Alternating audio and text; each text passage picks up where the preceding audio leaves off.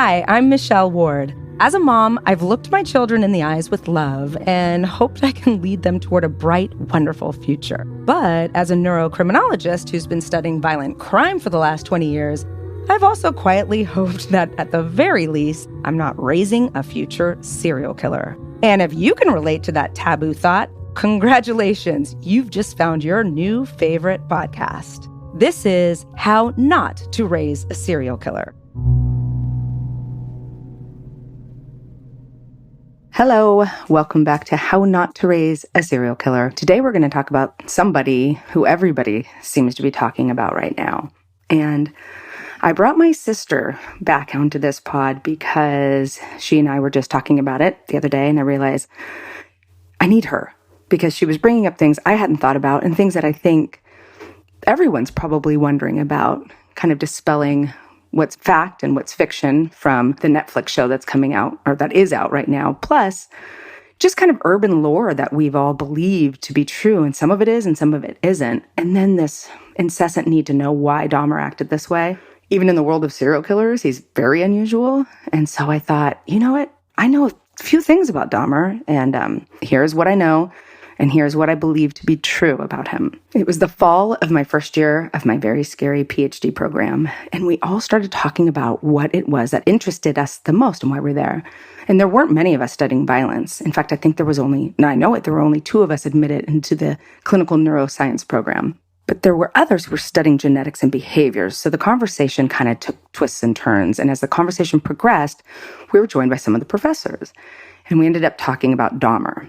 And according to one of these professors, or it was a graduate student, but I think it was a professor who had worked with a psychiatrist who had worked with Dahmer, he was going on talking about Dahmer is not like the serial killers we are meant to study, we usually study, so we need to pay attention to him. He wasn't a psychopath. In fact, Dahmer didn't even like killing. He didn't want to. He had to. His urges to be intimate with these corpses, sexually or otherwise, was as strong as his urges to drink water or breathe air. That is not a typical urge. He would drink alcohol excessively to try to dampen these urges and to muster up the courage to act on them when he couldn't squash them. Don't get me wrong, he's an absolute frickin' monster, and he should have committed himself or done something to attempt to stop. But he was not like the others. He had some tiny measure of empathy, remorse, and guilt. That is not a pass. It's just something for us to pay attention to when we study killers. And it gives us a clue as to why and how this happened, and we're going to dive into that. So he's not like you and me. He doesn't feel like you and me, but he's not like the killers either. He definitely killed for his own gratification. Selfish son of a bitch, but he did not enjoy killing at all. And that is rare. So I invite you to look into this well-known serial killer through a new lens. This is a lens that could elucidate what happened, not just for the sake of unraveling this mystery that now has all of us Netflix addicts at the edge of our seat, but also to see how we could possibly prevent the next Jeffrey Dahmer. This is a different type of episode of How Not to Raise a Serial Killer. I'm going to answer listener questions that were posted on my Instagram, Dr. Michelle Ward. Okay. First of all, hi, Heidi. Hello. Hi. Glad to be back. Thank you for having me. Heidi and I have been talking about Jeffrey Dahmer since I was in high school. And as most of us know, Jeffrey Lionel Dahmer, also known as the Milwaukee Cannibal, was an American serial killer, sex offender, all sorts of things, who committed the murder and dismemberment of 17 boys and men between 1978 and 1991. This is straight out of Wikipedia. Many of his murders involved necrophilia, cannibalism, and the permanent preservation of body parts. He was born in 1960, and he was killed in prison by another inmate in 1994. When Dahmer was arrested, he was living in an apartment alone, but not really alone. He had 2 human hearts, a bag of organs, 7 human skulls, several severed body parts, and Polaroids of his victims posed in horrifying positions taken after they had died. And to add to this charming visual, what was missing from the apartment were the body parts that Dahmer had actually eaten. So we're going to do this a little different. We're going to begin at the end of this because rather than ramping up through the crimes, I think we need this new lens to look at Jeffrey Dahmer from the beginning to the end. So we're going to do this differently than I've seen because it helped me understand him better. So we're going to begin at his trial. And during his trial, Dahmer was diagnosed with schizotypal personality disorder. We'll dive into that. And borderline personality disorder and psychotic disorder, but both schizotypal and borderline can have psychotic features. So I'm not really sure why they threw that one in there. But other than not wanting his victims to leave, I can't see anything in his history to support the borderline personality diagnosis. I think, the hallmark of that one is the fear of abandonment, but he lacks all the other characteristics, like really volatile interpersonal relationships. He doesn't have any. So I think the answers lie in the schizotypal personality disorder, and it feels right on. It is a very bizarre disorder, and focusing on that is going to get us much closer to what drove Dahmer than anything else. Okay, explain, please. I've heard it called schizotypal and schizotypal. I'm going to call it schizotypal, just because that's the way it was said when I was in graduate school. So what is schizotypal personality disorder, and how is it related to violence? Somebody with schizotypal personality disorder has severe social anxiety. They tend to speak and act in bizarre or unusual ways. Often they'll wear weird clothes. They rarely, if ever, have close friends outside of their immediate family members. In fact, they're often super suspicious and paranoid of other people. There are some features that really stand out and look a lot like schizophrenia, and that's a tendency to misinterpret reality. And that's like this. A noise will be mistaken for a voice. Or they'll be like, oh yeah, I feel our dead grandma sitting here right here next to us. And you're like, I don't think so. And this can happen over and over again. So the door can creak and he can be like, what'd you say? What'd you say? Oh, someone's saying hello. And you're like, no, the door is creaking. No, someone's saying hello. There's also eccentric behavior and, remember this one, preoccupation with highly unusual fantasies. And that sounds particularly true for Dahmer. Those who have schizotypal personality disorder are also very uncomfortable with intimacy, which might be why he never went on regular dates, and they are stiff and awkward in their interactions with other people. You'll also hear reports of other odd beliefs or even magical thinking. For example, being superstitious, overly superstitious, or thinking of themselves as psychic, having ESP, all of that. Our mom always thought she did, but she wasn't schizotypal. As you're talking, I'm thinking, well, that's kind of borderline. That's a little borderline. So yeah, there's some connection similarities. Yeah. I think the main difference is he doesn't have relationships that can become violent and tumultuous like you'll see in a borderline. And he never attempted to hurt himself, which often we see. But yeah, these other symptoms, you're right, they kind of overlap. But here's where they follow. The big departure is someone with schizotypal personality disorder is emotionally distant, aloof, and cold. And they have limited emotional responses. They seem flat. And that is a trait they share with psychopaths. Now, people who suffer from schizotypal personality disorder do have some emotions, and they do feel some guilt, remorse, and empathy, but it's a lot lower than normal, but it's not devoid and absent like you're going to see in a psychopath. Questions so far? It's just incredible what happened. It's shocking. It's disturbing. And to put a label to it kind of makes it more like it humanizes him a little bit, but he's still scarier than shit. Like, who can eat body parts for days? For days. Well, and that's kind of why I wanted to flip it and look at this differently, because everything happened and then people dug back into his past to try to make sense of it. But if we know he has this particular disorder, a very funky version of it, it does not excuse his monstrous behavior. But if we truly want to understand it, let's look at it through the lens of what we know. We know he has this. So then let's look at his childhood with that information. So some people call schizotypy or schizotypal personality disorder a watered-down schizophrenia. They're not as extreme as schizophrenics, but some of their issues are. It's just that they're not as obvious as a schizophrenic. Schizophrenics are going to hear and see things that are not there. A person with schizotypal personality disorder might hear things that aren't there, but they're not making it up. It's from a noise. So like I said before, it could be a creaking door.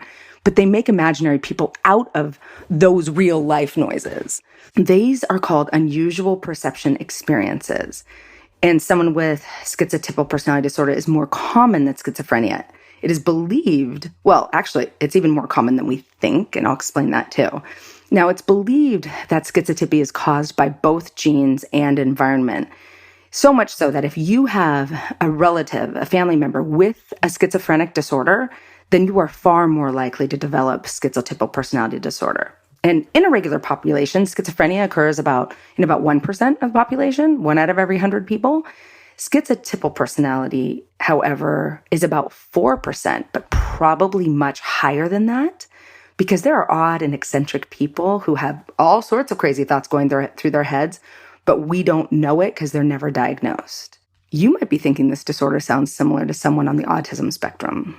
Well, a little bit. I know somebody, but I just feel like what makes you cross over to the cannibalism and the torture? Like, do all people diagnosed with this have tendencies to eat people? God, no. Could you imagine if 4% of us were walking around eating other people? That'd be amazing. Thankfully, The Walking Dead is real. Thankfully, no. So while I think this disorder could have been the underpinnings, the beginnings of his weird, obsessive urges that were beyond normal urges, while I think that they might be born out of the schizotypal personality disorder, let us say it. Most people with this disorder their obsessions are A, not as strong as this, and B, not involving killing people and eating them. Rather than just focusing on, oh no, his parents were divorced. I mean, divorcing a cannibal does not make, but this unusual disorder could feed into it. And we're going to really understand how. And again, nobody knows for sure, but if you look at this with the scope of understanding what we know medically, psychologically, environmentally, genetically about this guy, I think we get a much better picture. I feel like I understand him a lot better now that I've done this deep dive. A lot of the features of schizotypal personality disorder have commonalities with people who are on the autism spectrum. Need to know this. This is what, because I was like, wait a minute, this sounds like, our autistic friends. Autism is almost always diagnosed or at least noticed in childhood, and schizotypal personality disorder in adulthood. Plus, those who are on the autism spectrum tend to miss social cues, while those with schizotypal personality disorder tend to make more of cues than that are really there. So a normal interaction will lead them to be paranoid, read way more into it, whereas somebody on the spectrum wouldn't have noticed anything out of the interaction because they miss the cues altogether. So in some ways they're similar, in other ways they're absolute opposites of each other. Those with schizotypal personality disorders are more likely to be violent. Now, this is a fine line to walk, and I want to be very careful not to promote any stigmatization of mental illness. That is not the goal. And if we do that, then people don't get help. So we're not going to do that, but we are going to explain what that means. And the vast majority of people with schizotypal personality disorder will never be violent. But like schizophrenia, they do have a higher likelihood to become violent. So it happens rarely, but within their own population, it happens more frequently than it does in a non-schizophrenia spectrum population. Again, super rare, but higher within the population. And there are theories to why that is. But even on the most basic level, it isn't a curvy line to get from schizotypal to violence. Because one of the hallmark features is paranoia and suspicion.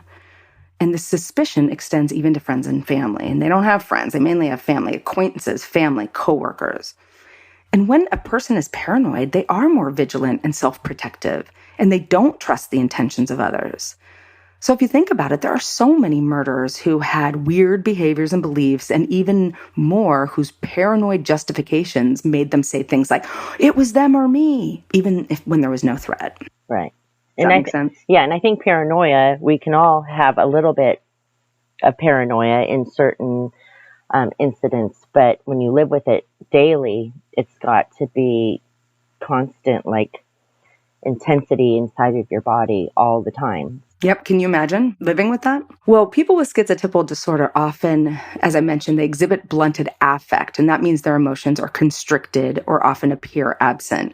So you can't read a lot of emotion on them, but they do have them. They're just lower than other people. So that's another, they don't have as much of a barrier. It can be some of them don't have as much of a barrier to stop them from violence because their emotions just aren't as strong as ours. They're not psychopathic. They're not devoid of them, but they don't experience emotions to the same degree as somebody who doesn't have schizotypal personality disorder. They don't seem to create meaningful connections with people.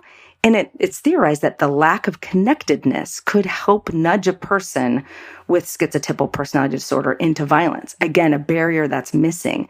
They're a little lower on the emotions, and also they're not connected to people. So they could be missing a wall that could act as, or an emotion that could act as a wall, a connectedness that could act as a wall between a violent impulse and acting on it and not acting on that violent impulse. So they want to have connections, but are they fearful of having connections, or? I don't think they want them. I don't think they want the connections. They don't have them. So we haven't gotten into the juicy details, but I've always thought Jeffrey Dahmer wanted connections with people. That's why he would kidnap them, hold them for a while, and then murder them and then eat them because he felt connected to them. So you're absolutely right. But it's not a connection to the person. He wants to connect with their physical body. And that is one of the biggest differences with Dahmer. He wanted full control and he did not want them to leave. So he spent an exorbitant amount of time trying to create that. He doesn't want them alive, awake, with opinions. He doesn't care about their hopes, dreams, childhood. He doesn't give a shit. He doesn't connect with humans that way. But he doesn't want them to leave. He wants to connect with their physical body. Let's now go back to Dahmer's beginnings with this information about schizotypal personality disorder. As I've said so many times, we as humans have an unescapable urge to dig into a killer's past for an aha moment that explains their diabolical behavior. And Heidi, you and I have talked about this ad nauseum. And we do this because, one, we want an explanation we can understand. Two, we are aware that our childhoods can influence our adult behaviors. And three, because it makes us feel better. If we can name it, understand it, prevent it, or I don't know, at least make sure we stay away from people who are at risk of it, then we all feel a little safer. I feel like we're a society for labels. Like we are always looking to label that person. Oh, this person does this. So, that person is labeled as B or whatever. Yeah, and also, if we feel like we know what went wrong, we'll know how not to raise a serial killer or a person who's going to be, killing others or whatnot. And so, yeah, we always want to be able to define it for a reason, like something's happened in his childhood, or he did this, even down to what our kids ate. When you start changing their nutrition, you see like a difference in their behaviors. So maybe like when we want to know, or say Jeffrey Dahmer's parents were abusive to him or locked him in a closet or made him, watch only one thing on TV, then we're like, okay, I get it. But but his diagnosis, like, it's still even hard for me to understand a little. And also, like, how would I prevent that? But the reality is you can't, because it's obviously a mental illness that probably doesn't show right away until he's acting. He was probably fighting the demons in his head since he was young, but fighting it for so long, you just finally have to give into it. Well, and I didn't want anyone else's impressions, so I wanted, because I'm a human and I can be influenced by other people's opinions, so I dug deep into the FBI files so that I could say, like, okay, but I want to hear his words right when he was arrested before he had time to think about it. And, we're talking about how it is an uncontrollable urge for us to, I need to understand this absolutely abhorrent behavior. So I'm going to dig, I'm trying to find answers. And we tend to just go straight to childhood. Obviously, that's important, but it never gives us enough information. We have to broaden our understanding of what influences behavior in order to understand these freakish monsters who pop up every once and again, and also to understand the far less freaky monsters, just behavior in general that we have some control over. And, a lot of it's our genes. A lot of it we can't control, but we can nudge. And I'm not saying, that we're going to have the answers after this podcast, but I think we're going to have more information. At least I felt like, okay, this does not answer all the questions, but it's a little bit more than what I thought I knew before we started. I feel like, sorry to interrupt. No, go ahead. That's my job. I wonder, everyone has compulsions and obsessions, but like ours, some people's might be food, might be a Birkin bag or whatever, purses, whatever. But what makes your obsession or your compulsions lead to murdering someone, torturing someone, eating them? Like, why is that? How does that become? Well, we're going to get there. We're going to get there at least as far as, yes. And that's why I'm so happy you're here today, because I was just writing this up. And I'm like, maybe I'll do this one by myself. And I'm like, no, because I can be like, yeah, that makes sense. But does it? No, you have to talk to me like a 2-year-old. No, not a 2-year-old. Just like my much older sister. They don't know how old I am, so they don't know how old you are. We have this urge to go back into their childhoods. And many times we do unearth negative or even traumatic childhood events. And then we want to close the investigation on what caused that particular criminal. We found it. Oh, there was abuse, neglect, divorce, whatever it was. And these events, particularly in a case like Dahmer, simply are disproportionate to the crimes of that criminal. Again, if neglect, abuse, trauma were the explanation for serial killers, then wouldn't we all, any of us who have experienced those traumas in any combination, wouldn't that be our fate? But it's not. It's more complicated. We see divorce, we see abandonment, even abuse, but usually those negative experiences they're not particularly rare, unfortunately. So we would have, a whole hell of a lot more Dahmers if his parents' horrible marriage was enough to do it, if the combination of his childhood was enough to do it. And even if Dahmer was born more sensitive to negative childhood experiences, which I think he actually was, it's still not enough to explain his horror. I mean, he's the worst.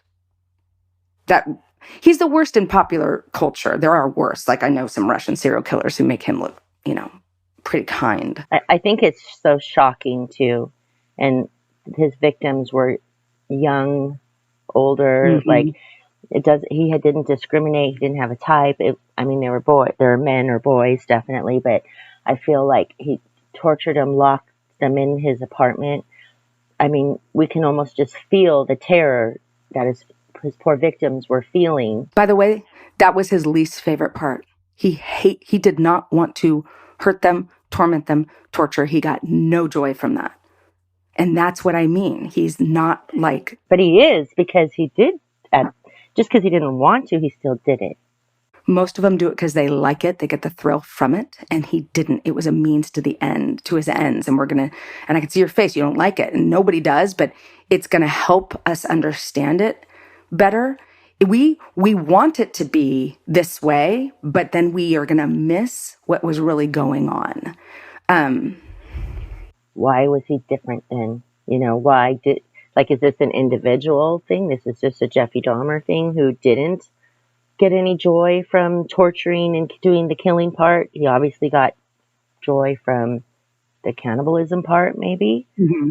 But, and if that's not normal, then why is it so different for him? Part of it's the schizotypal personality disorder, but he's still very unusual even within that population. And we're gonna try to figure that out as to best we can, but the best we can. But it's important to understand that we're never gonna know for sure, and he's dead. He is probably a one-off, let's hope, but he might not be. And if we avert our attention away from what we've always thought causes bad outcome, which is bad childhoods, and look more biologically, medically, in addition to events.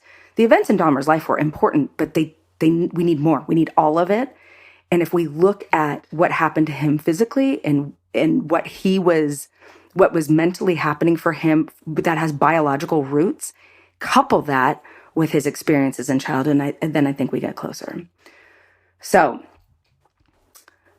His parents say they saw a change in him at the age of 4. And that was around the same time he had surgery for, I believe, a double hernia. And it's hard to tell because at that age, you might also start seeing some signs of schizotypy.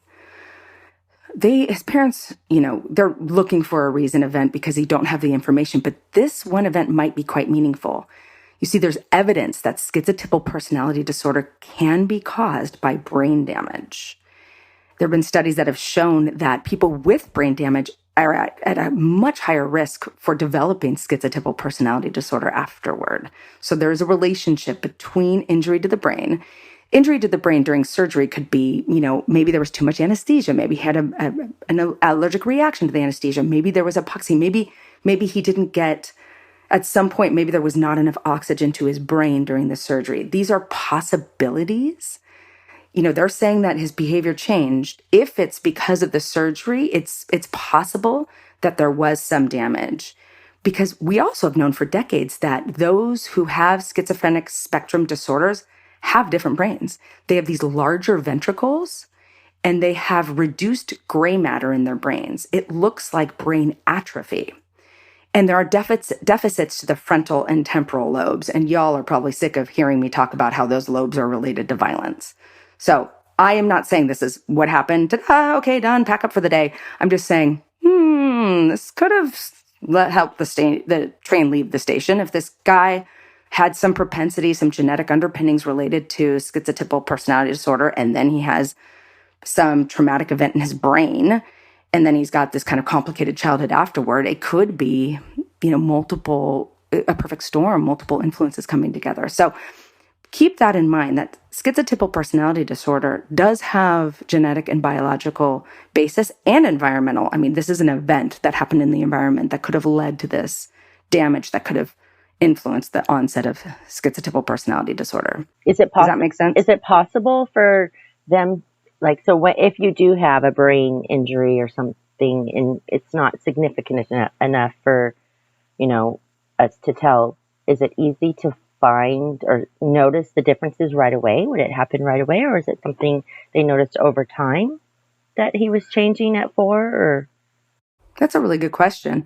I'm not exactly sure. I mean, sometimes if you have a traumatic event, you're going to see it right away. If this is kind of a reduction in gray matter, some sort of atrophy, it could be that it's over time. But they're saying this surgery marked a big difference, that he woke up different, that he was a happier, more energetic boy before he went into surgery and was different afterward. Now, that's what they say, but we also have to look at that through a particular lens. When a tragedy like this happens, as I said, we go backward and desperately try to find a cause, an aha moment. There are studies indicating people who've experienced brain trauma are more likely to become schizotypal. I didn't see that in the Netflix documentary.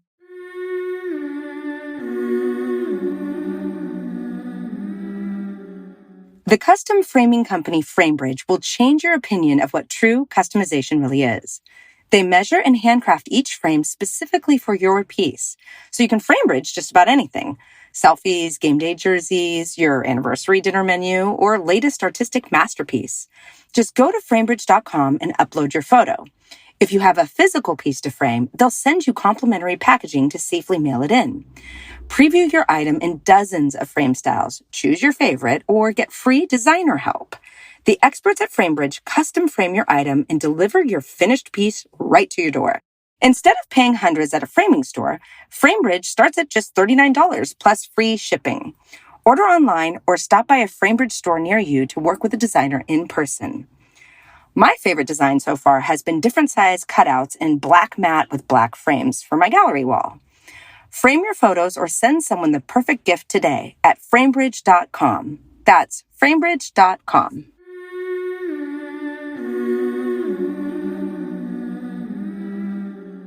When we talk about how not to raise a serial killer, of course, we look back to see when was the first sign.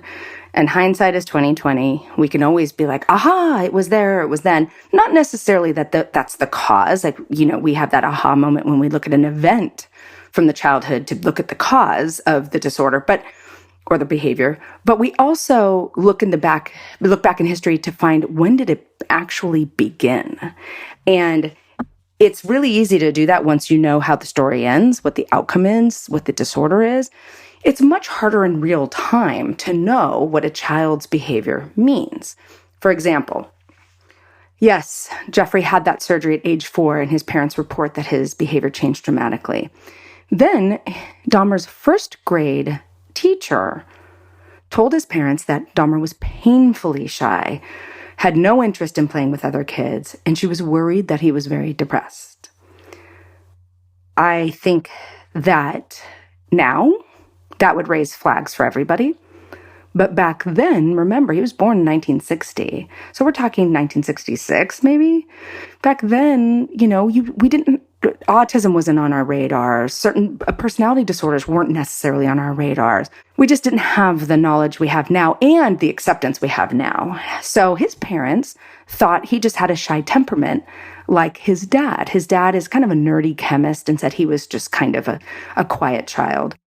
You can never predict that. That's right. You're thinking, I need to get him help. We need to talk. We need to go to a therapist. My kids have had bouts, or they have anxiety, especially like through COVID or whatnot. Never in I would never imagine that any of them would ultimately be a serial killer. Well, one of them is going to be, let's be honest. Maybe more than one. Well, so, his dad even wrote a book. His dad is, he's laden with guilt, as any of us would be. I would argue, we can't look at it that way. And we'll talk more about that in a bit. But his dad takes a lot of blame. Dahmer is, he would shake his head at that. He says, look, this was happening. That's not anybody making this happen. This was happening in my brain. It wasn't anything I saw. It wasn't anything that happened to me. This was just there. Right. That was one. Now, in hindsight, we could say, okay, there was a disconnect with him as a small child. That could have been the signs of autism spectrum disorder. It could be schizotypal personality disorder, but, who knows anything about that, especially back then? Yeah, this is honestly, schizotypical. Schizotypal. Schizotypal. It's not typical. It's typical.